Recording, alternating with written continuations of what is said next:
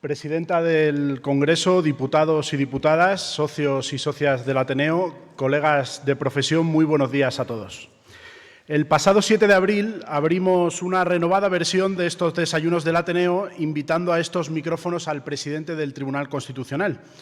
Como explicamos entonces, somos 11 periodistas de medios con sensibilidades y líneas editoriales diferentes a los que nos une el compromiso con el ejercicio honesto y riguroso de esta profesión. Buscamos, reuniéndonos en este salón centenario, favorecer el diálogo sereno y la confrontación de ideas, con dos principios como guía: el respeto y la búsqueda de la verdad. Ambos elementos esenciales del buen periodismo que, como dijo Esther Palomera en esa sesión de apertura, no por básicos hay que dejar de reivindicar en medio de tanto ruido, tanta manipulación y tanta radicalidad. Pactamos vernos aquí cada primer lunes de mes y, cumpliendo con esa palabra, hoy les volvemos a saludar para intentar abrir de nuevo un espacio para la reflexión, bajando un poco las revoluciones a las que habitualmente avanza la actualidad. No es algo fácil, no han pasado ni 30 días desde que nos vimos por primera vez y en este tiempo se nos ha muerto un premio Nobel, se nos ha muerto un papa. España ha comprometido más de 10.000 millones de euros de su presupuesto para invertirlos en defensa y hasta hemos sufrido un gran apagón. Lo de los trenes de hoy casi nos parece una anécdota. Todo esto, por cierto, ocurrió el lunes, pero nuestra voluntad de seguir manteniendo esta cita sigue intacta. El próximo lunes, 2 de junio, esperamos volver a saludarles a todos ustedes. Nuestra invitada de hoy, la presidenta del Congreso, es la tercera autoridad del Estado, tiene la responsabilidad de dirigir quizás la institución más relevante de nuestra democracia. No es Francina Armengol una personalidad política que se prodigue en los medios de comunicación, así que tenemos una oportunidad estupenda para hacerle preguntas sobre la intensa actividad que vamos a tener en el Congreso, por ejemplo, esta semana, con debates importantes y de calado. Les invitamos a utilizar la tarjeta que tienen en su asiento para hacerle preguntas a la presidenta del Congreso. Se la pueden entregar a los ordenanzas y nosotros les haremos esas preguntas a la presidenta del Congreso. Así que, sin más demora, les invitamos a escuchar con atención esa intervención y las preguntas a la presidenta del Congreso, a doña Francina Armengol. La tribuna es suya.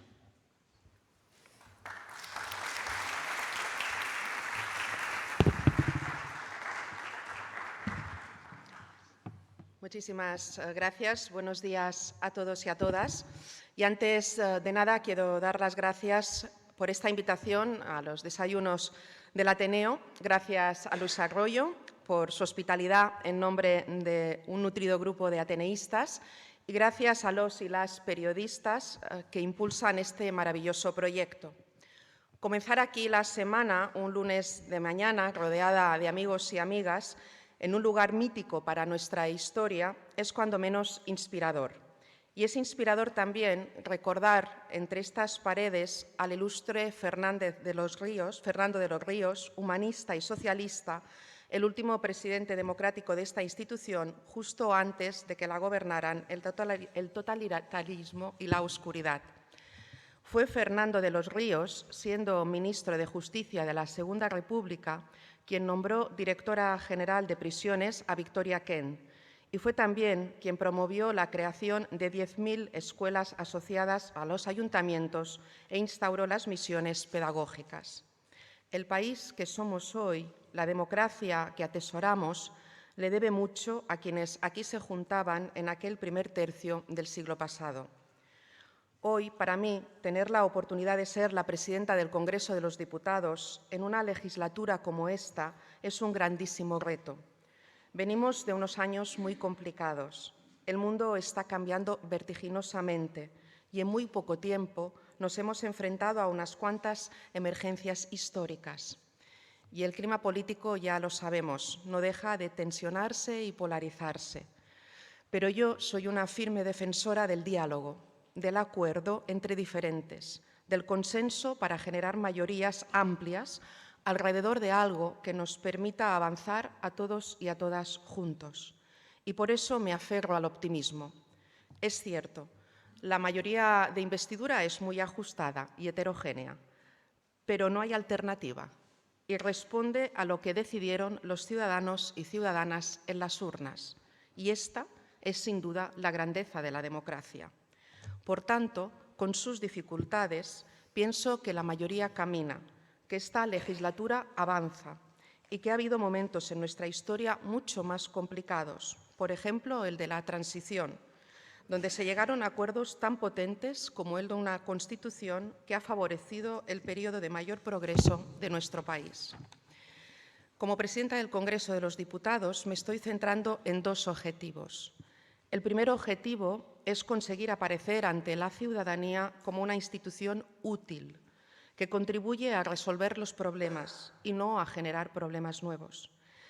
Pretendo contribuir al diálogo, al sosiego, a posibilitar un clima de moderación y entendimiento donde podamos dedicarnos a hacer lo que la sociedad espera de nosotros, que mejoremos sus vidas. Esto es prioritario, esta es la esencia de la política. A esto le pongo empeño cada día, en cada pleno, en cada una de las sesiones. Creo que la política tiene hoy la obligación de volver a su esencia, el servicio público, el trabajo discreto, el diálogo con afán de entender al otro y convencerle si es preciso, o quizás al revés, quizás ser convencido y progresar juntos. El papel de las instituciones es determinante. Nuestra misión es permitir que el espacio público sea de nuevo el escenario de la palabra y del respeto. Eso es fundamental para lograr los objetivos de la institución que representa el pluralismo político. Nuestra obligación es legislar para aportar las soluciones a los problemas reales y debatir las propuestas de las diferentes formaciones políticas, al igual que controlar al Gobierno y facilitar que éste rinda cuentas. En segundo lugar, tengo el objetivo de que el Congreso se parezca más a nuestra sociedad. Quiero acercar la institución a la sociedad a la que representa, hacerla más transparente, más sostenible, más accesible, más igualitaria y, sobre todo, más parecida a la gente. Por ejemplo, saben ustedes que comenzamos esta legislatura posibilitando que en el Congreso se hablen todas las lenguas oficiales de España, porque la institución debe parecerse más a la España real, que es diversa, que habla lenguas distintas y tiene culturas diferentes. También hemos iniciado un proceso para que las mujeres ocupen su lugar en el Congreso, porque ahora mismo hay pocas obras creadas por mujeres y ninguna mujer representada en las muchísimas obras que adornan salas y pasillos. Hace unas semanas también se realizó la evaluación final del primer Plan de Igualdad de las Cortes Generales con éxito. Por otro lado, ya hemos aprobado el primer Plan de Parlamento Abierto, que pivota sobre los ejes de la transparencia, acceso a la información, participación y rendición de cuentas, medidas y acciones adecuadas a las nuevas tecnologías y enfocadas a reducir el distanciamiento con la sociedad y la opacidad. El objetivo es abrir el Congreso al mundo del asociacionismo cívico, a los jóvenes, a las asambleas ciudadanas, a las ligas de debate, en definitiva, a la palabra del pueblo. Y para seguir acercando la institución a la ciudadanía, después del verano inauguraremos una exposición itinerante sobre el Congreso, que pretende acercar el Parlamento a los diferentes territorios de España.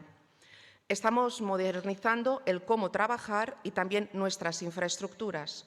Por eso seguiremos solarizando las cubiertas de nuestros edificios para hacerlos más sostenibles energéticamente y haciendo más accesible el Congreso para cumplir con los objetivos 2030.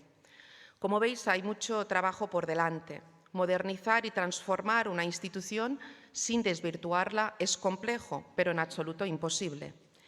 Mis antecesores ya comenzaron esta labor y yo espero irme habiendo concluido algunos de estos grandes desafíos. Si no defendemos las instituciones, si no las mimamos, si no trabajamos para que funcionen mejor, estamos minando la democracia. Por eso, no me gustaría terminar sin añadir que en el Congreso no solo hay ruido zafio y se dan confrontaciones estériles, sino que sobre todo se trabaja y mucho. Los diputados y diputadas y el personal del servicio público se esfuerzan para sacar adelante medidas y no han sido pocas en esta legislatura. La reforma del artículo 49 de la Constitución, el acuerdo para la renovación del Consejo General del Poder Judicial, la reforma del reglamento del Congreso para permitir el uso de las lenguas cooficiales de la que les he hablado anteriormente, la aprobación por unanimidad de la ley para mejorar las condiciones de vida de las personas que padecen ELA y otras enfermedades neurodegenerativas, la aprobación de la ley de paridad, las leyes por las que se regula el Ministerio Fiscal, por un lado, y por otro el intercambio de antecedentes penales y consideración de resoluciones judiciales penales en la Unión Europea, la proposición de ley de ampliar la protección laboral de los donantes vivos de órganos y la aprobación por unanimidad de la prórroga del decreto para suspender los desahucios hipotecarios, el paquete fiscal, reales decretos para dar ayuda a los territorios afectados por la DANA, la reforma del subsidio por desempleo o un paquete de medidas para modernizar la justicia, entre otras. Si algo tengo claro es que alimentar la antipolítica es sinónimo de erosionar la democracia. Del mismo modo que también tengo clarísimo que la política, la que sirve, la que es útil a la ciudadanía, la que mejora la vida de la gente, la que resuelve problemas, es la única vía que existe para transformar a mejor nuestras sociedades. Y ahí he estado siempre, y ahí me encuentro también ahora, como presidenta del Congreso de los Diputados, en la política útil, la que escucha a la sociedad, la que tiene una sola razón de ser, el bien común. Les agradezco muchísimo a ustedes su atención, les agradezco muchísimo, como decía al principio, que hayan hecho posible estos desayunos. Yo que soy una persona que me gusta explicar que no todo es blanco-negro, que hay grises, que es necesario desde el debate tranquilo escucharnos y compartir. Creo que este es un escenario maravilloso, el irnos del ruido, de la rapidez y poder desde la tranquilidad compartir ilusiones, retos, preocupaciones y al final compartir lo mejor para nuestra sociedad. Muchas gracias.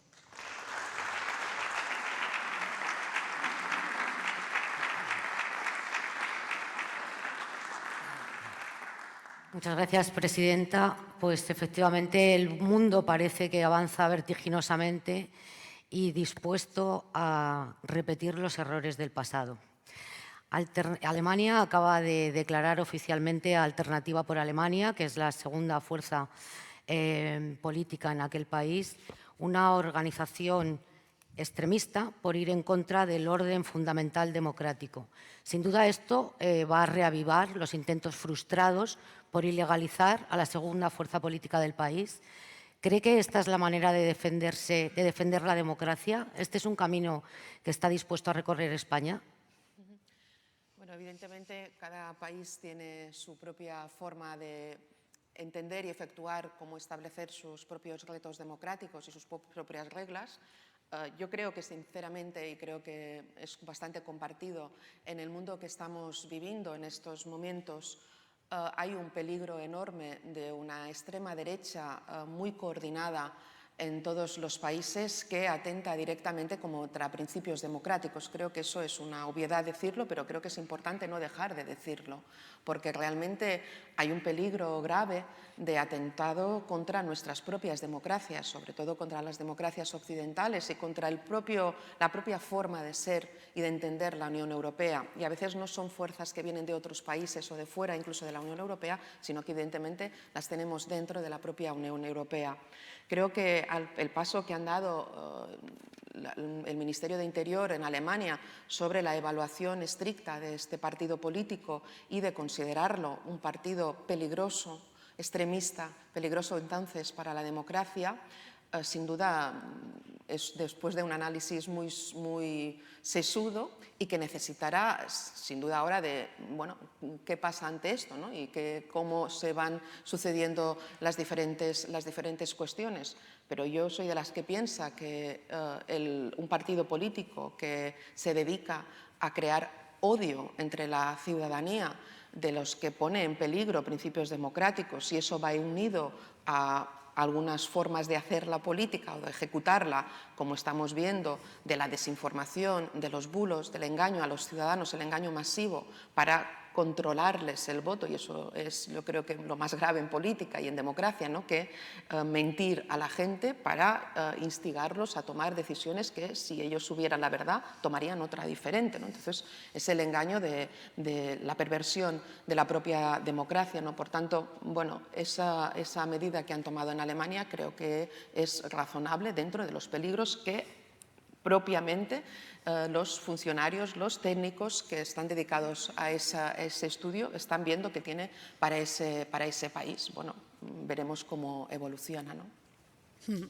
Hay una sensación generalizada de que estamos viviendo quizá la época de menor nivel político, de debates parlamentarios más broncos. ¿Hay una distorsión en la memoria o falta de memoria histórica? Usted ha mencionado antes que la transición también fue una época complicada. ¿Cree que nos equivocamos, que hay una percepción equivocada o esto es así y qué puede hacer usted para mejorar este clima? Yo he dicho antes, ¿no? Y es verdad que yo soy una persona optimista. Yo no me gusta pensar que este presente es peor que los anteriores, épocas pasadas, ¿no? Y que, por tanto, o la calidad democrática o la calidad política o la calidad de la sociedad, porque al final los políticos representamos a la sociedad en la que vivimos, ¿no? Somos sus representantes y entonces tenemos sin duda que trabajar estoicamente para estar a la altura de la ciudadanía. Eso es nuestra labor y tiene que ser nuestra obsesión, ¿no? Por eso yo decía, yo no quiero pensar que este momento es peor, ¿no? Sino, en fin, es un momento diferente. Es verdad que los medios y la tecnología y las formas de vida que tenemos son diferentes de otras épocas, ¿no? Y cada época hemos ido evolucionando, pero yo me he llegado a obsesionar con esto, ¿no? Yo todavía no hace 2 años que tomé la presidencia del Congreso de los Diputados y bueno, yo he oído mucho este comentario de decir, bueno, es que esta es la época peor, es que el nivel político tal, es que la bronca es muy fuerte y es cierto, hay bronca, hay momentos de bronca, yo no negaré lo que es bastante obvio y bastante evidente para toda la ciudadanía, pero yo me he mirado vídeos de hace muchísimos años y digo, bueno, también había mucha bronca y había palabras a veces muy soeces y, en fin, que es una forma de expresión que a mí no me gusta para nada, pero que eso, en fin, que en cada época ha sido un poco diferente. ¿Qué nos pasa en esta época? Que yo creo que diré lo que creo que es bueno y lo que creo que es malo, ¿no? Yo creo que el tema y lo intentaba decir al final de mi intervención, el tema de que todos tenemos que estar a lo inmediato. Entonces, el político que hace una intervención tiene que colgar un tuit enseguida, con su discurso, con su intervención, y importan no el tiempo que tienes de 10 minutos, y como yo soy generosa, pues muchas veces son 12 o 13, ¿no? Sino que importan 20 segundos, 30, 40. Entonces, la gente se concentra en hacer un discurso para esos 20 o hay diputados y diputadas que se concentran en hacer esos 20. Eso quita, yo creo que quita lo que puede ser un discurso mucho más, ¿no? Eso puede ser lo malo, ¿no? La inmediatez, el no sé qué, el que querer hacer el vivir para tu vídeo que cuelgas, bueno, eso hay gente que está muy acostumbrada a esto. Lo que quiero decir que a veces no se ve y es que eso es lo que sale más, es lo que la gente comparte más y sobre todo si hay una bronca, si hay un insulto, y eso es lo que a mí me duele, que eso es mucho más noticiable, el momento del insulto, de la bronca, que no el momento del argumento, que también existe el momento del argumento en el discurso. Bien, entre todos tendríamos que ver cómo es posible que no le demos tanta bola al diputado o diputada que cree que ese es el momento bueno, que insultar es lo bueno, porque eso es lo que hace clics. Si lo que hiciera clics no es el insulto, sino es el argumento, estaríamos con un congreso con más nivel. Esto estoy segura. Lo bueno es que el trabajo es inmenso en el Congreso de los Diputados y lo que se ve es eso, pero cada una de las iniciativas que yo he nombrado tiene detrás muchísimas horas de trabajo, muchísimas horas del diputado o diputado con entidades, con asociaciones, con el sector al que afecta esta ley, con debates en ponencias entre los diferentes grupos intentando pactar, o sea, que yo intento poner, y lo que intento hacer es poner el sosiego, ¿no? Y intentar explicar el trabajo del Congreso desde una visión mucho más importante para la gente, porque realmente lo es, ¿no? Es verdad que los que ya llevamos un tiempo en el Congreso tenemos algo de memoria histórica, sabemos que seguramente no es el peor momento, ¿no? Pero la imagen, sí es verdad, enlazando con lo que planteaba Paula, la imagen sí que es verdad que para muchos españoles está siendo muy negativa, están saliendo muchas broncas, las redes sociales dan acceso a esta situación. Yo quería enlazar 2 preguntas que tenemos así previstas y que tienen que ver con lo que estaba diciendo, ¿no? Es verdad que a lo mejor no es solo que haya perdido nivel, no sé si también hay una mala educación, si hay una estrategia pensada desde algunos partidos concretos de la derecha, de la extrema derecha, para socavar las instituciones, y si tiene pensado algún tipo de reforma para mejorar esa imagen que se está ofreciendo para los ciudadanos. A ver, yo pienso que efectivamente a veces trasladamos, lo decía antes, ¿no? Trasladamos esa imagen en los momentos cúspide, ¿no? A mí me encanta, porque yo soy una gran amante del parlamentarismo y creo que es fundamental, me encanta que la gente se pueda expresar. Por eso yo también tengo la conciencia que la libertad de expresión es uno de los valores importantes del político, ¿no? Igual que lo es para el periodista, ¿no? Eso tiene que ser posible. Desde la contundencia de los argumentos, sin duda, desde el pensar diferente, es el espacio del pluralismo político, yo antes lo decía, por tanto es el espacio donde tiene que haber un debate vivo, sin cortapisas. Por tanto, ni el presidente, en este caso la presidenta del Congreso, ni los presidentes de comisión, o le pasa igual al Senado, no tenemos que ser los protagonistas de esos debates, ¿no? El protagonista es el que está contraponiendo los argumentos para buscar la mejor solución para la ciudadanía. Eso no hay que perderlo de vista. Bien, por eso a mí eso me parece que es necesario, que el debate sea vivo, que sea contundente, que sea en algunos momentos incluso vehemente, no sé, pero eso es una cosa. Ahora, yo lo que no soporto es la mala educación. El insulto, la descalificación de la persona, el descalificar el adversario político como persona intentando que eso descalifique su política, eso es lo que me parece que no tendría que suceder. Y desgraciadamente sucede. Y eso es así. Y desgraciadamente sucede de forma, creo que demasiado fácil, porque eso, lo que decía antes, eso a veces, yo no sé si decirlo, pero yo a veces que lo he intentado compartir con algún diputado o diputada que creo que no ha estado acertada en el hemiciclo por cuestiones de este tipo, veo que se sienten orgullosos de ese trozo que cuelgan ellos mismos. O sea, si te puede salir una palabra malsonante, a mí también me puede salir, obviamente, pero yo no haría un tuit con eso, porque pienso que eso es lo peor de mí. Yo tengo argumentos. Por eso le planteaba, presidente, si es una estrategia y si hay algo que se puede hacer. ¿Está planteando, está estudiando, está valorando algo que se puede hacer ante esta situación que ya a lo mejor no es anecdótica? Sí. Bueno, yo no sé si es una estrategia o no, porque yo en todo caso creo que si es una estrategia de partidos políticos concretos, que no lo niego, puede ser, porque yo veo a veces cosas organizadas y eso, hemos vivido momentos tensos en el Congreso, por ejemplo, cuando se votó la ley de amnistía, yo creo que todos recordamos que iba yendo diputados que se levantaban insultando a los miembros del gobierno que votaban. Hay momentos que son realmente, que dices esto, no, en fin, alguien ha pensado algo porque no es casual. En fin, esto ha pasado. Bueno, no sé si es una estrategia o no. ¿Qué podemos hacer? Yo cada junta de portavoces, y aquí están algunos compañeros que lo pueden atesorar, pido lo mismo a los portavoces parlamentarios, que se tiene que aguantar el decoro de la institución. El reglamento no va más allá, va al decoro de la institución y a permitirme alguna vez quitar alguna frase malsonante que sigue escrita en cursiva en el diario de sesiones. No tenemos un reglamento con un régimen de sanciones fuerte, bueno, puedes sacar del diputado fuera, pero no tienes un régimen económico de sanciones. Tampoco no sé si solucionaría el problema, la verdad. Yo creo que tendríamos que ser capaces de hacer esa pedagogía dentro del Congreso de los Diputados, que es lo que yo intento hacer. Yo me sigo reuniendo con los portavoces parlamentarios, estoy explicando continuamente que la necesidad de que cada uno ponga orden en su grupo parlamentario, porque efectivamente yo también soy de las que pienso que si la dirección del grupo parlamentario pone orden, si el portavoz del grupo parlamentario no insulta, si el portavoz del grupo parlamentario se porta bien, si la dirección de un grupo es muy exquisita, los otros diputados que se sientan más atrás verán lo que toca hacer y lo que no toca hacer. Yo no sé si soy clara, pero creo que cada uno tiene que asumir las responsabilidades, porque los 350 diputados y diputadas que nos sentamos allí representamos a la gente. Todos los 350. Y yo intento ordenar el debate, que se pueda hablar, pero que no se insulte.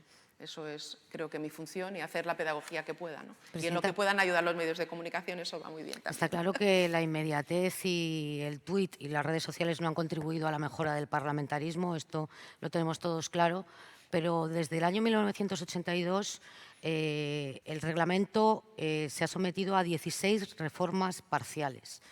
Ninguna de ellas ha sido una reforma estructural que tenga que ver con la evolución que el Parlamento tiene que hacer también para acercarse a los debates que hay en la sociedad. ¿Está previsto o usted cree que el Parlamento o el Congreso necesita reformas estructurales para que la ciudadanía sienta que de lo que allí se discute, tanto de lo que allí se discute como los tiempos de las discusiones, tienen que compaginarse lo que se escucha o lo que se debate en la sociedad? Bueno, es cierto esto, Esther, yo lo comparto perfectamente. Es verdad que la historia nos demuestra que ha habido muchos pequeños acuerdos o grandes acuerdos en reformas concretas del reglamento. Yo hacía mención a una, que es la que ha posibilitado que en el Congreso hablemos en catalán, en euskera y en galego, que es una reforma pequeña del reglamento, pero que tiene yo creo que una importancia trascendental en muchas cosas, ¿no? Yo es de las cosas que más me han dicho ciudadanos en positivo, ¿no? Y sobre todo de los territorios, evidentemente, donde tenemos dos lenguas cooficiales. Pero es cierto que yo sí que pienso, sí tengo que decir la verdad, pienso que se necesita una reforma amplia del reglamento del Congreso de los Diputados. ¿En qué sentido la afrontaría? Yo la afrontaría en eso, en actualizar los temas de debate, las formas de debate que tenemos. A veces estamos, y yo creo que eso al final lo compartimos de alguna manera, estamos muchísimas horas en el Congreso de los Diputados debatiendo muchísimas cuestiones que no llegan a la gente, somos incapaces porque bueno, pues tienen sus tiempos y a veces pues, vamos muy descompasados con la actualidad. Luego necesitaríamos hacer, y por eso hemos trabajado ahora en el primer plan de Parlamento Abierto, de hacer cómo hacemos posible que haya mayor participación ciudadana, yo soy de las que pienso así, en la toma de decisiones en el Congreso de los Diputados, el cómo nos hacemos algún replanteamiento sobre, bueno, yo, por ejemplo, las iniciativas legislativas populares, bueno, se necesitan muchísimas firmas, luego el que vayan a pleno o no, bueno, todo eso tiene sus tiempos, entonces todo eso te aleja un poco de lo que a mí me gustaría que fuera una democracia más viva, más abierta a la gente, que la gente la viera más participativa, que fuéramos mucho más cercanos, ¿no? Es verdad que, bueno, que las mayorías que se han podido posibilitar para eso pues son escasas, ¿no? Ahora estamos, bueno, tenemos en marcha otras reformas del reglamento y bueno, a ver cómo las vamos llevando a término, ¿no? Que Paula, creo que tiene alguna pregunta de estas. Sí, el Congreso tiene que hacer frente ahora también a un fenómeno muy actual, que es el papel de los pseudomedios. Hay varias iniciativas, hay una iniciativa impulsada por varios grupos parlamentarios para hacer una reforma del reglamento que también regule la acreditación de la prensa. Hubo hace 2 meses la Asociación de Periodistas Parlamentarios hizo una concentración en la que pidió a las mesas del Congreso y del Senado precisamente que actúen contra quienes de alguna manera están no siendo respetuosos con las normas de convivencia, ¿no? Y quería saber cómo lo ve usted, si cree que realmente es posible hacer algo simplemente con una reforma del reglamento o de alguna otra manera. Es uno de los temas de esta legislatura que hemos trabajado y que hemos trabajado también como mesa del Congreso de los Diputados desde casi el principio, el inicio de esta legislatura, donde se empezó a notar una presión entre la forma de trabajar de los propios periodistas, que la Asociación de Periodistas Parlamentarios, pues bueno, yo he tenido diferentes reuniones con ellos, pues te hacían partícipe de esa situación, de un poco de malestar por algún comportamiento no adecuado en la forma de trabajar del periodismo, que además el periodismo riguroso es esencial para una democracia, ¿no? Y también de los grupos políticos, ¿no? De algunos portavoces parlamentarios donde se les impide de alguna forma o se les hace muy complicado poder hacer su trabajo o explicar a la ciudadanía sus posiciones políticas, y eso es lo que tiene que garantizar un poco la mesa del Congreso, ¿no? A partir de ahí estuvimos trabajando en una comisión que lideró el vicepresidente Alfonso Rodríguez Gómez de Celis con miembros de la mesa. Estuvimos estudiando diferentes parlamentos europeos, el cómo lo tenían, bueno, porque, en fin, y y aplicarlo con nuestra normativa jurídica en España. Lo trabajaron también con la Secretaría General. En definitiva, al final lo que planteamos es que si no se hacía una modificación del reglamento, era imposible poder, de alguna manera tener un régimen sancionador, que es lo que plantea esta reforma del reglamento, y poder actuar sobre si una persona que tiene acreditación en el Congreso de los Diputados, que no se han revisado nunca y hay muchísimas, eso también es una realidad, puede seguir manteniendo esa acreditación desde la exigencia que tenemos todos los servidores públicos que trabajamos en el Congreso de unos mínimos de un comportamiento cívico y de poder permitir que todos tengamos posibilidad de hacer nuestro trabajo, desde el otro periodista que está haciendo su trabajo, al político, al personal de la casa, que en definitiva no creen esos problemas. Bueno, en estos momentos se está tramitando esta proposición de ley de modificación del reglamento que nos permitirá a la mesa del Congreso pues, poder tener una serie de decisiones, que luego tendremos que crear nuestra propia norma para poder establecer este régimen sancionador y si hay alguna persona que incurre en el régimen sancionador, pues tomar las decisiones que mantenga el reglamento. Por tanto, tendremos un reglamento adecuado para poder tomar decisiones en torno a si no se sigue el trabajo como toca, en este caso de los periodistas, ¿no? Presidenta, una de las funciones, seguramente la más importante de un Parlamento, también es el control al Gobierno de una nación, ¿no? Hay una queja sobre todo los partidos de la oposición. Yo quería ver si usted entiende que tiene alguna razón, ¿no?, de que el presidente del Gobierno juega con ventaja muchas veces en los debates. Este miércoles vamos a tener una oportunidad de ver una acumulación de asuntos de la máxima trascendencia en el debate del Congreso de los Diputados. ¿Esto es así? ¿Usted cree que el presidente del Gobierno tiene demasiadas oportunidades de extenderse y de acotar mucho a la labor de la oposición en el Congreso de los Diputados? Bueno, a ver, yo he sido presidenta de un gobierno en Baleares durante 8 años y el gobierno en los parlamentos, en todos, tiene, bueno, muchas veces tiempos ilimitados y tiene posibilidad de intervenir, pero es que si tiene que rendir cuentas es lógico que se pueda explicar. Entonces, claro, yo no he visto a nadie de ningún gobierno, de ningún color político, y ha habido de todos, que renuncie a eso y que diga, bueno, cambio el reglamento y de golpe el gobierno. Yo esto no lo he visto y ha gobernado, en fin, casi todo el mundo. Entonces, yo creo que es lógico, sinceramente, creo que es lógico que el Gobierno pueda pues, tener turnos si tiene que dar una explicación extra. Y yo a veces les digo a los diputados de la oposición, ¿no?, me habrán oído, porque yo normalmente siempre tengo que pedir mucho silencio y siempre lo hago, intento hacerlo de forma respetuosa, pero si hacen preguntas, lo normal es dejar hablar al otro, ¿no?, y escuchar, y eso a veces perdemos esa capacidad de escuchar la respuesta que se da, ¿no? Por tanto, dicho esto, a mí me parece que dentro el reglamento del Congreso está en lógica con todos los reglamentos de los diferentes parlamentos que tenemos en España. Esa es la realidad y yo creo que en eso, pues bueno, podemos mirar si los minutos, yo si se habrán fijado, siempre intento que pues, si un portavoz tiene que acabar su intervención la pueda terminar, porque me parece que el debate es fundamental en política, que es fundamental que la gente se pueda organizar y pueda explicar lo que quiera, y si a uno no le basta el tiempo porque, en fin. Ahora, dicho esto, también quiero decir, porque creo que sería injusto no decirlo, que yo veo, porque yo también he vivido épocas donde ha gobernado la derecha tanto en España como en mi comunidad autónoma, y puedo comparar. Y yo le quiero decirlo claro, el presidente del Gobierno actual comparece en el Congreso de una forma muy habitual. Y usted lo decía, esta semana tendremos otra vez 2 comparecencias del presidente, pero llevamos muchas en ese año y medio de legislatura, que se dice que el Congreso no tal, no es verdad. El presidente ha comparecido muchísimas veces y ministros casi cada semana. Y no solo en el Congreso, sino que en el Senado. Y en el Senado, además, han decidido pues hacer 3 plenos mensuales con control de gobierno cada semana. Entonces yo creo que sinceramente el gobierno actualmente tiene unas sesiones de controles mucho más amplias que los ha tenido en la historia. Esa es mi posición, sin querer decir eso, que los grupos políticos no tengan que hacer una modificación del reglamento para acotar pues, cuestiones como el Estado de la Nación que no está reglamentado, algunas cuestiones que crean que sea necesario hacer, ¿no? Presidenta, estamos viviendo en este año una situación anómala porque tenemos un gobierno en plenas funciones, sin un horizonte temporal desde el punto de vista electoral muy definido todavía.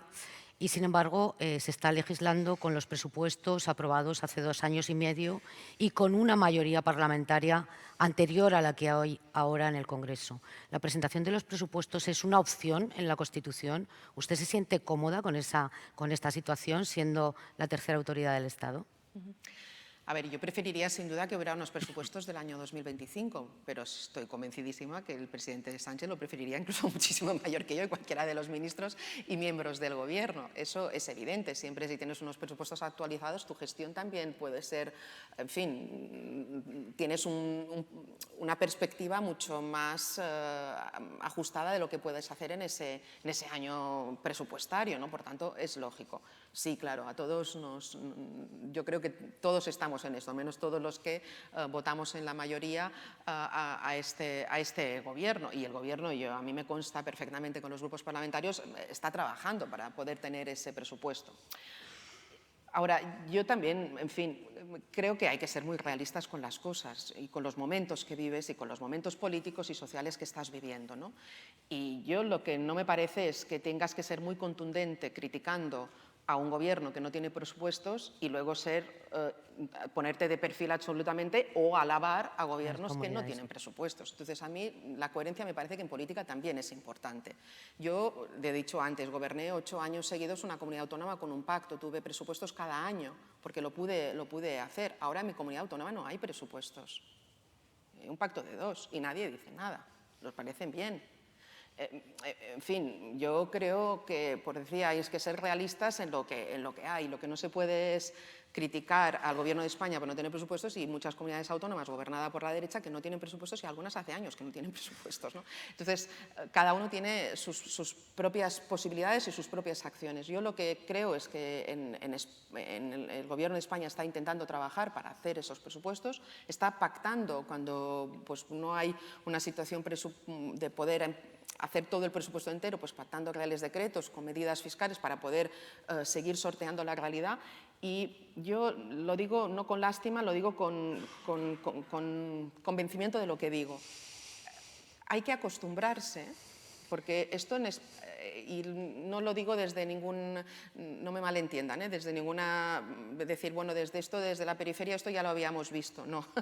Pero los que hemos gobernado durante muchos años con pacto, y con mayorías que a veces pues, son más inestables porque te exigen mucha negociación en los parlamentos, no vemos tan dramático lo que pasa en España y tampoco lo ve tan dramático Europa. O sea, esto, lo que está sucediendo, que no haya mayorías absolutas, que no haya gobiernos monocolor con un parlamento que lo tiene muy fácil porque tiene su mayoría en el Congreso, eso es lo normal y es la normalidad en Europa. Y a veces hay que darle un poco a la cabeza. Si en vez de la mayoría que está gobernando ahora, gobernara la alternativa, que hubiera sumado la alternativa, que era PP y Vox, yo lo que veo es que en ningún parlamento donde han gobernado han continuado. Yo lo que veo es que han roto antes de los año y pico. Entonces, ¿alguien piensa que eso sería más estable? Yo a veces me lo pregunto, porque claro, todo esto que estamos viendo, bueno, que no es lo ideal. Pues no lo sé. ¿Lo ideal sería tener presupuestos? Sí, y en eso se está trabajando y se seguirá trabajando y yo espero que se consiga. Usted es presidenta del Congreso en virtud de una decisión que a su partido le costó muchos años tomar, con la que usted se siente muy cómoda, pero que tardó y que es la del uso de las lenguas cooficiales en la Cámara. Después de año y medio, ya sí que usted hace un balance positivo de lo que ha significado en términos, digamos, sociales, pero ¿cuál es su balance? ¿Se están siguiendo los presupuestos marcados? ¿Va al ritmo de implementación que usted cree razonable? Y, sobre todo, ¿cree que esta medida ha llegado para quedarse, que no tiene marcha atrás, que no habrá una nueva mayoría que la revierta? Bueno, yo estoy muy contenta de que se tomara esta decisión Y estoy contenta de cómo se ha ido implementando en el Congreso de los Diputados. Todos recordamos que el día que lo aprobamos, los diputados de Vox tiraron los micros encima del escaño del presidente. Bueno, yo ahora veo pues, que van empleando, o si no van leyendo, bueno, pues, la gente se va acostumbrando, ¿no?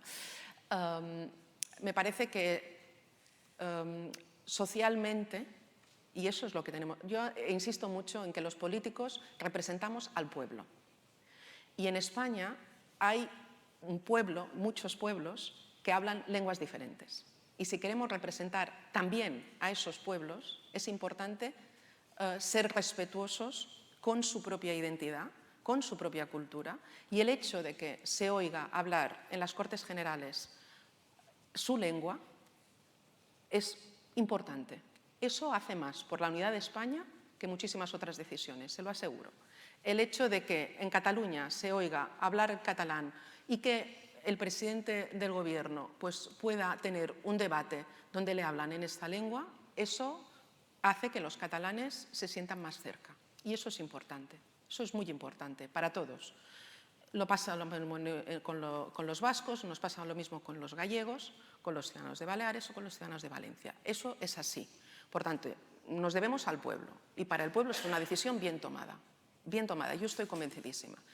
¿Tiene vuelta atrás?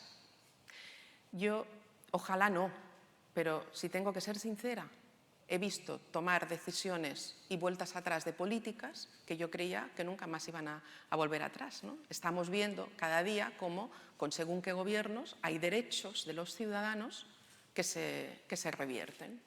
Por tanto, yo soy de las que digo siempre, si no quieres que se vaya atrás ese derecho, pues es muy importante participar en las elecciones y tener muy claro lo que votas y lo que no votas. Y eso que hemos conseguido en el Congreso son derechos lingüísticos. Y derechos lingüísticos son fundamentales también para la ciudadanía. En este caso, para los diputados y diputadas y también, sin duda, para los ciudadanos. Presidenta, hay una iniciativa ya registrada, pero yo, al margen de la iniciativa registrada, quiero saber si usted sería partidaria de regular un debate de la Nación al año de manera obligatoria, que no se pudieran buscar excusas, etcétera. Si debería haber un debate de la Nación al año de manera obligatoria. Antes lo he tocado parcialmente. Ahora se ha presentado esa proposición de ley para reformar el reglamento por parte del Grupo Parlamentario Popular, que ha tenido un apoyo muy mayoritario de la Cámara, y veremos en cómo evoluciona, porque eso es una decisión sin duda de los grupos parlamentarios. Yo no lo veo mal, ¿no? Supongo que en ese sentido, bueno, mi voto también fue afirmativo como miembro del Grupo Parlamentario Socialista y, por tanto, en ese sentido yo supongo que avanzará esta reforma del reglamento. Ahora, también, repito, las fórmulas de funcionamiento del propio Congreso y la petición tanto de la oposición sobre debates concretos que existen y que en cada junta de portavoces vamos viendo y vamos ordenando un poco el orden del día para que haya cabida a esa posibilidad de debates, como las comparecencias del Gobierno, posibilitan debates muy amplios. No somos estrictos en el decir, bueno, ahora esta semana tendremos la comparecencia del presidente que va a hablar del tema de la defensa y del tema del apagón, pero todos sabemos que siempre salen muchos otros temas y nadie dice, no, pues esto no puedes decirlo, o el presidente contesta cosas pues, que le plantean desde diferentes grupos. ¿Qué quiero decir? Que hay mini debates de la Nación, hay casi semanalmente, son minis, pero son debates en profundidad. Presidenta, ¿existe el congelador Armengol? Que le escuchamos a la oposición cada semana decir que usted y la mayoría que hay en la mesa impiden o dilatan iniciativas o debates que impulsa la oposición y que, sin embargo, ustedes meten en un cajón para obstaculizar la labor de oposición, la labor fiscalizadora de la oposición. Bueno, así como antes he explicado que yo me he ido muy atrás mirando a ver qué pasaba y qué no pasaba, porque yo tengo nada de experiencia como diputada nacional, porque yo mi primera legislatura es esta, o sea, que he tenido que estudiar mucho y aprender rápido, ¿no? para intentar estar a la altura de las circunstancias. Bien, no ha habido ninguna mesa en el Congreso de los Diputados que no pues, aplazara las enmiendas según la conveniencia un poco de cómo va a ir la tramitación legislativa. Y el que diga lo contrario miente y lo sabe, ¿no? Y hay miembros que dicen eso y han estado en las mesas del Congreso que durante meses han paralizado según qué iniciativas. Paralizado no, es que si no tienes los acuerdos, acompasas los tiempos a que haya las negociaciones pertinentes entre los diferentes grupos para poder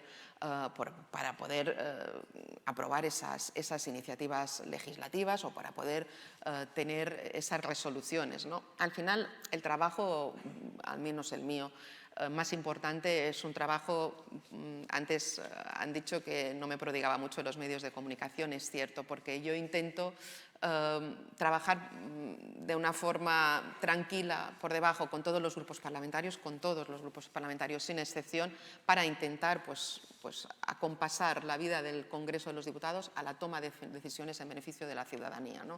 Y un poco en ese espacio es el que trabajo más. Pero en ese acompasar los tiempos a lo que ocurre en el Congreso, en estos 2 años y medio, ¿ha recibido alguna instrucción del presidente del Gobierno o de los diferentes ministerios para gestionar el orden habitual de los debates parlamentarios o no?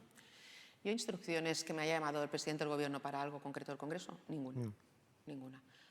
Ahora, evidentemente, nosotros en la mesa analizamos y evidentemente debatimos desde la mayoría de la mesa del Congreso las diferentes cuestiones y sabemos perfectamente cuándo tenemos acuerdos y cuándo no y cuándo podemos pues ir aplazando o no las enmiendas a una ley, a una iniciativa legislativa. Pero es que este es el funcionamiento político. Los miembros del Grupo Popular que están en la mesa vienen siempre con la misma posición y con el mismo posicionamiento que a lo mejor una hora antes yo he visto que explicaba el portavoz de su grupo. Entonces, en fin, no nos acusen de algo que es lo lógico, es que trabajas con las mayorías y con las minorías, eso es lo que hace. Ahora, como la mayoría en la que yo tengo que hablar pues son muchos diferentes grupos parlamentarios, pues bueno, tiene una visión un poco más amplia de las cosas, ¿no?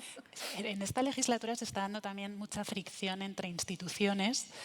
Ha habido choques con el Senado, pero le quería preguntar también por el tema de la justicia, ¿no? Usted misma, bueno, el juez del caso Koldo, Ismael Moreno, rechazó citarla como investigada porque la Audiencia Nacional no era competente, pero sí que ha estado usted obligada a hacer comparecencias públicas sobre este tema.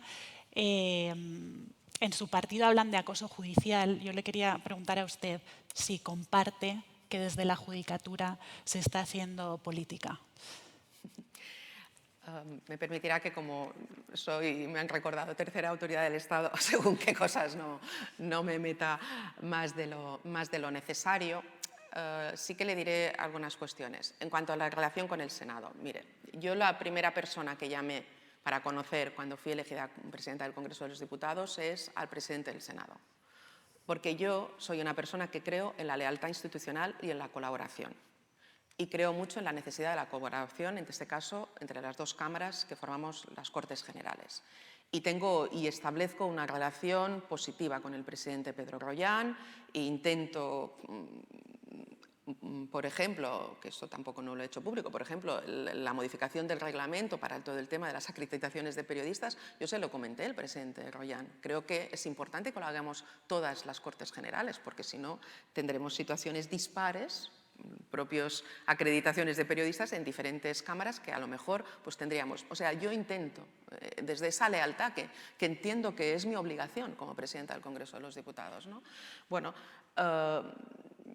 yo que discrepo pues, ¿no? de las decisiones que tome el Senado y que nos plantee, me parece bien y razonable. ¿Qué discrepo? Que creo que el Senado, yo que soy una persona claramente federalista, que creo que tendríamos que modificar la Constitución para conseguir que el Senado fuera la verdadera Cámara territorial, pues que el Senado, en vez de ir hacia esa línea, en esta legislatura, esté yendo hacia una línea clarísimamente de paralelismo con lo que es el Congreso de los Diputados. Es que esto no era la inspiración del legislador, ¿no? Entonces es controlar al gobierno, es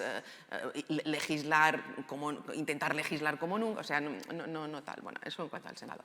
En cuanto a las decisiones de las comisiones de investigación, yo siempre he dicho, yo lo que, ¿sabe una cosa? Yo cuando uno tiene la conciencia súper tranquila y que ves que la obsesión es intentar, lo he dicho antes, desacreditar a la política a través de intentar herir la persona y mentir sobre la persona, a mí eso sin duda me duele, pero tengo la tranquilidad de no tener ningún problema, nada que esconder, y por tanto a mí donde me han llamado he ido y he explicado públicamente todo lo que tenía que explicar. Ahora, ¿el Senado tiene que ser conocido por eso? Bueno, yo creo que hay cosas más interesantes que puede hacer, ¿no? Sin quitar que las comisiones de investigación en el Congreso también la hicimos y, en fin, y se tienen que hacer. Bueno, luego cada uno las usa para lo que las usa, ¿no? En esta línea, profundizando en lo que decía Paula y por lo que le acabo de escuchar, ¿está siendo desleal el Senado con el Congreso de los Diputados en algunos aspectos? Y más allá, es evidente que el Partido Popular tiene mayoría absoluta y que está montando, incluso ha montado una comisión de investigación paralela y contraponiendo a esa comisión a la del Congreso. Por ejemplo, creo que lo apuntaba también antes en el discurso, ¿tiene sentido que haya sesiones de control idénticas en el Senado la tarde del martes cuando por la mañana en el Congreso las hay prácticamente iguales al día siguiente? Yo no quiero acusar de desleal, ¿no? Yo entiendo perfectamente, antes decían lo de la mesa, cómo funciona. Bueno, claro, si vemos lo que califica y lo que no es, en fin, porque la mesa del Senado es menos pública, ¿no? Lo que hacen y se habla menos, pero en fin, también tendría para estudiarse en profundidad. Yo no digo que sea desleal, yo veo que se está utilizando, y claramente se está utilizando para contraponer muchas cosas al Congreso. Bueno, yo sinceramente creo que eso es tiempo perdido, ¿no? No sirve de mucho, ¿no? Si me pide la opinión, yo lo he dicho, lo he intentado decir, yo creo que necesitamos, y es verdad, eso no es culpa ni del presidente del Senado actual ni de la mayoría actual del Senado, necesitamos una reforma constitucional. Yo sinceramente creo que sí, porque creo que es un poco un dislate que haya dos cámaras que se ocupen más o menos de lo mismo, cuando necesitaríamos, y yo creo que necesitaríamos, una cámara puramente territorial, que fuera el Senado, que fuera compuesta por miembros de los gobiernos autonómicos, porque creo que en España hace falta esto, porque es un país muy descentralizado, donde hay muchas competencias que son claramente autonómicas y que tendría que haber una toma de decisión compartida entre el gobierno federal o el gobierno de España y los gobiernos autonómicos, y ese espacio tendría que ser el Senado. Eso sería mi ambición. Bueno, como eso necesita una reforma constitucional, que si no nos ponemos de acuerdo para reformar el reglamento, imagínense, para una reforma constitucional, o sea, mis sueños en un pozo en este momento, pero las utopías sirven para ir caminando hacia conseguirlo, yo no dejaré de caminar nunca para conseguir esa solución federal para España. Bueno, pero entre esto y lo que está haciendo el Senado hay otro planteamiento, igual que, yo qué sé, se ha pedido la conferencia de presidentes autonómicos, la comisión de copresidentes se ha reunido para hablar de leyes que, sinceramente, pues la ley de amnistía, pues sinceramente es muy importante, pero la competencia de la comunidad autónoma, a Baleares, esto, sinceramente, nos interesan hablar de otras cosas, del régimen especial de Baleares, ¿por qué no se plantea eso en las comisiones de comunidades autónomas? Porque hay una forma de funcionar muy de partido con los intereses de oposición al gobierno, y eso es lo que a mí creo que desvirtúa la institución, para decirlo de algún modo. Presidenta, vamos acabando para que puedan hacer las preguntas los ateneístas. Es poco habitual que alguien que ha ocupado la presidencia del Congreso como tercera autoridad del Estado regrese luego a la refriega política. ¿Usted se plantea, después de pasar por la presidencia del Congreso, volver a la presidencia de Baleares o intentar al menos volver a presidir la Comunidad de Baleares? Yo en este momento lo tengo todo abierto, no me cierro ninguna puerta. Mire, yo soy una persona política, me encanta la política, me apasiona. Yo creo que la política es el arma más fuerte que tienen los ciudadanos, sobre todo los más vulnerables, para cambiar la vida de la gente a mejor, para transformar la vida de la gente a mejor, ¿no? Entonces, bueno, yo me dedico a la política por eso, porque me apasiona, porque lo creo lo más honesto para cambiar las cosas a mejor, porque he tenido la posibilidad de gestionar y de ver cómo cambian las cosas a mejor, y también he tenido la oportunidad de ver cómo, según con otros gobiernos, pues las cosas van a peor, sinceramente, eso es lo que yo veo. A partir de ahí, bueno, yo no sé lo que es usual y no, me da un poco igual. Lo importante es, yo me seguiré dedicando a mi tierra, a mi gente, desde la presidencia del Congreso, desde el espacio que sea oportuno y al partido en el que creo. y donde estoy convencida que es la socialdemocracia y que es el Partido Socialista, pues en el ámbito donde se vea oportuno. Yo al final soy una persona de equipos también, yo no creo en los... Solo que el primero es el que lo decide todo, no, yo soy una persona muy de equipos y me sé adaptar muy bien a donde en cada momento se piensa que puedo hacerlo mejor o que puedo servir mejor a esa causa, que es la del socialismo. Pues Ana, cuando quieras.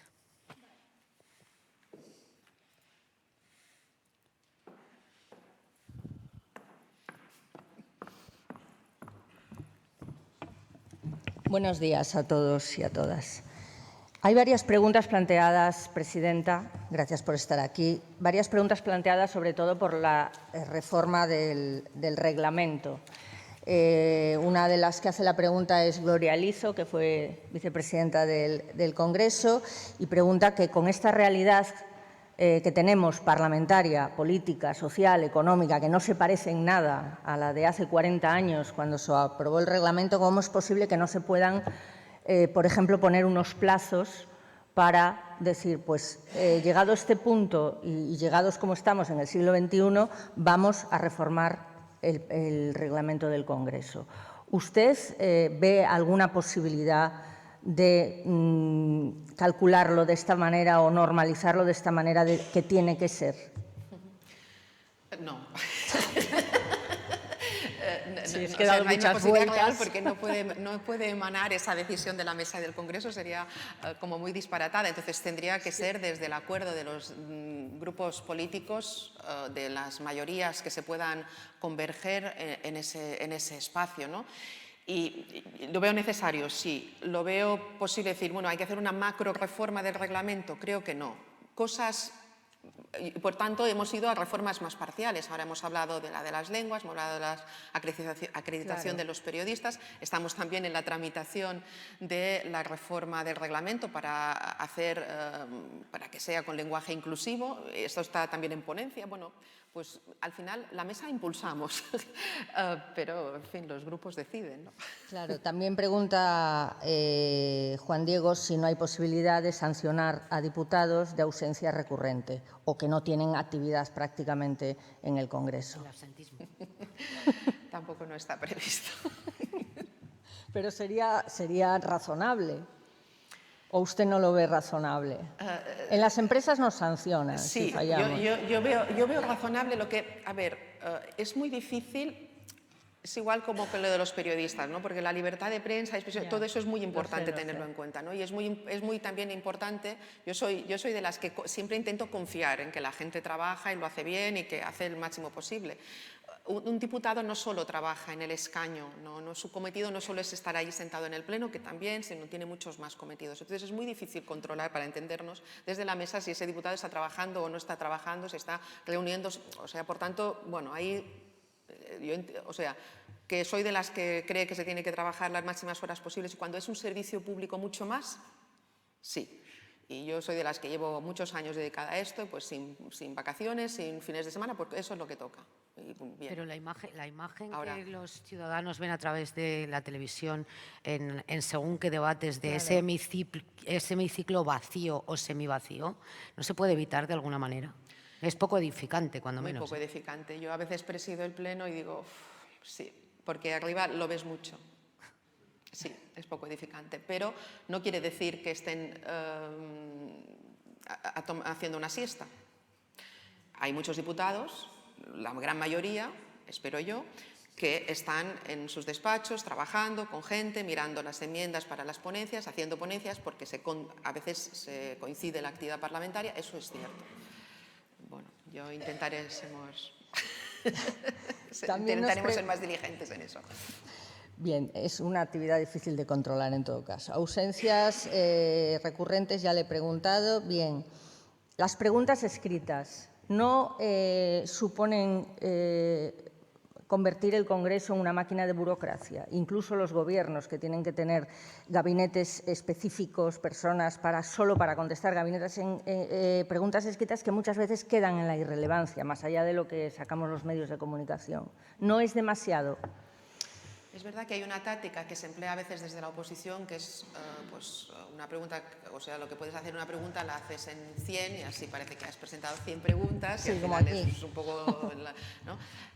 Bueno, eso son tácticas. Ahora, yo creo que es importante poder tener la posibilidad de hacer esas preguntas escritas a los gobiernos, porque una función importante de la democracia y del Congreso es controlar la acción del gobierno, y eso es fundamental, que la oposición pueda tener las armas y los instrumentos para poder controlar al gobierno.